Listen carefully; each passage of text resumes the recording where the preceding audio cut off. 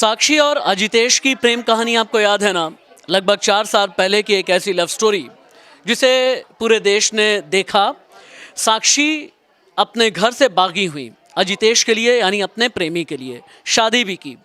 साक्षी के पिता एक बहुत बड़े पॉलिटिशियन, नाम शायद दोबारा दोहराने की ज़रूरत नहीं, लेकिन साक्षी ने उनके खिलाफ वीडियो बनाया उस ज़माने में 4 साल पहले और ये कहा कि उन्हें और अजितेश को जान का खतरा है।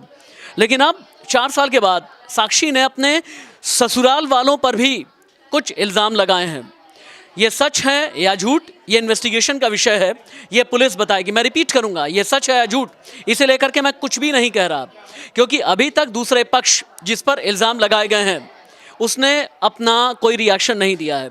जब तक दूसरा पक्ष सामने नहीं आता, जब तक FIR लॉन्च नहीं होती, तब तक मैं कोई जजमेंट नहीं दूंगा।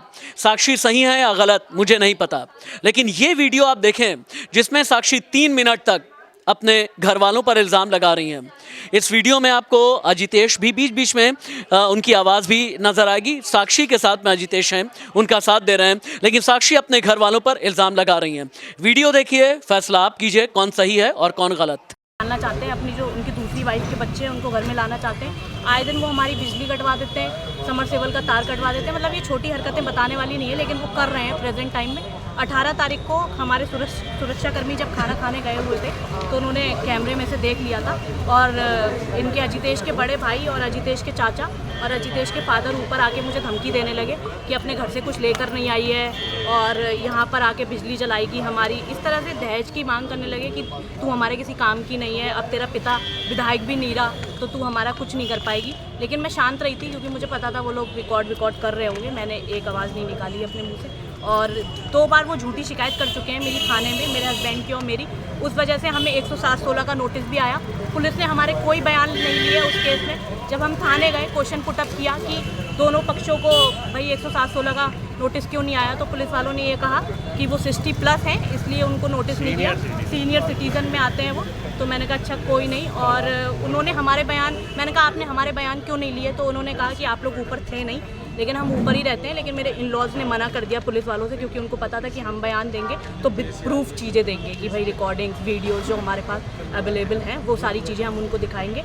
और हमारा कोई मतलब नहीं है उन लोगों से, हमारे साथ सिक्योरिटी दे रखी है हाई कोर्ट ने और इस वजह से ही वो हाथ पैर नहीं चला पाते हैं। जब मैं नीचे वाले पोर्शन में रहती थी, तो जब मैं 8 मंथ प्रेग्नेंट थी तो मेरी ननद अंशिका रानी ने मेरे ऊपर हाथ भी उठाया है, मेरे ससुर ने मुझे मारा पीटा है उस टाइम पर। लेकिन ये था कि खुद की मर्ज़ी से शादी की है और अजितेश का साथ हमेशा मेरे साथ बना रहा, इसलिए मैं शांत रही कि समाज क्या सोचेगा कि खुद की मर्ज़ी से। लेकिन समाज कुछ नहीं सोचता है, समाज वाले बस आप अच्छा करेंगे तब भी उनको बुरा लगेगा और बुरा करेंगे तब भी उनको बुरा लगेगा। तो गलत के खिलाफ हमेशा आवाज़ उठानी चाहिए और यही मेरा कहना है। जब से ब्लॉगिंग स्टार्ट करी है तब से शांत हुए। जब से हमने अपना चैनल बनाया है साक्षी अजितेश ब्लॉग्स करके, हमारा यूट्यूब पर चैनल है, उस पर हमने बातें बताना चालू की, जो सिचुएशन से मैं गुजरी हूँ, जो चीज़ें मेरे साथ हुई, जो मेरे बच्चे के साथ हुई। मतलब मेरे 3 दिन के बच्चे के साथ तक उन्होंने बुरा करा मेरे इन-लॉज़ ने।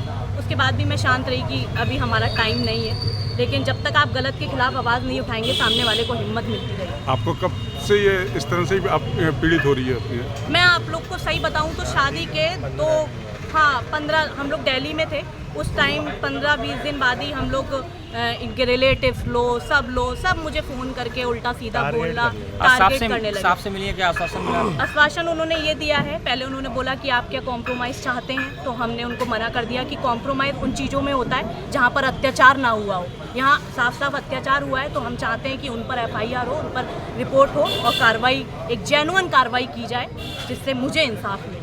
आपके पति आपके साथ हैं? बिल्कुल, मेरे हस्बैंड मेरे साथ हैं, इसीलिए मैं आज आप लोग के सामने खड़ी हुई हूँ। अगर मेरे हस्बैंड मेरे साथ नहीं होते तो ऑब्वियसली बात है मैं अपने घर पर होती। ठीक।